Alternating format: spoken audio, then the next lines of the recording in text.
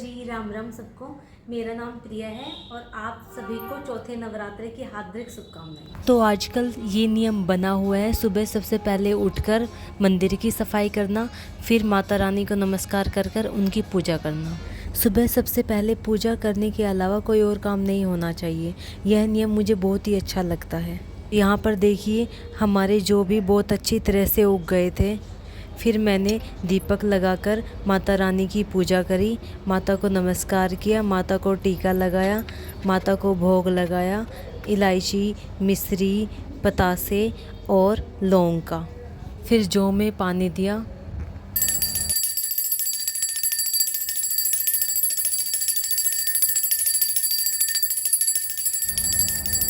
और फिर दुर्गा सप्तशती का पाठ आरंभ किया। वैसे तो हम दुर्गा सप्तशती का पाठ 9 दिन में पूरा कर सकते हैं, लेकिन मेरी सासू माँ के कहने पर मैं डेली दुर्गा सप्तशती का पाठ आरंभ करती हूँ और समाप्त करती हूँ।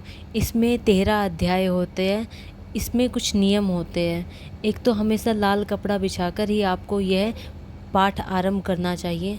दुर्गा सप्तशती का पाठ करने वाले को मांस, मदिरा, लहसुन, प्याज से दूर रहना चाहिए। पाठ करते समय उठे नहीं और बोले नहीं। पाठ करते समय आदि शक्ति दुर्गा माँ का ध्यान रखना चाहिए और ब्रह्मचर्य का पालन करना चाहिए। करते समय किसी के प्रति बुरी भावना हमें नहीं रखनी चाहिए और अंत में जब पाठ समाप्त हो जाए तो हमें दुर्गा शक्ति माँ से माफ़ी मांगनी चाहिए, क्षमा याचना करनी चाहिए कि हे माता, अब तक मुझसे जो गलतियाँ हुई है मुझे माफ़ कर दे। और माता अपने पुत्र पुत्री के समान हमें देखती है और हमें माफ़ कर देती है। और यदि यह पाठ आप सच्चे मन से करते हैं तो माँ आपकी सभी मनोकामनाएं पूर्ण करती है। इस प्रकार पाठ करके शाम को मैंने अपने खाने में कुट्टू के आटे की रोटियां बनाई थी। फिर शाम को नहा धोकर कुट्टू के आटे की रोटी का प्रसाद का भोग लगाकर माता की पूजा करी। इस समय देखो हमारा लड्डू भी पूजा में शामिल हो गया था और वह घंटी लेकर घंटी बजाए जा रहा था। लड्डू को घंटी बजाना बहुत पसंद है। लड्डू को पता चल जाता है और वह कहीं भी होता है तभी मंदिर में आ जाता है और पूजा में मेरी हेल्प करवाता है। हेल्प तो क्या करवाता है, बार बार कभी दीपक को हाथ लगाता है, कभी किसी चीज़ को हाथ लगाता है।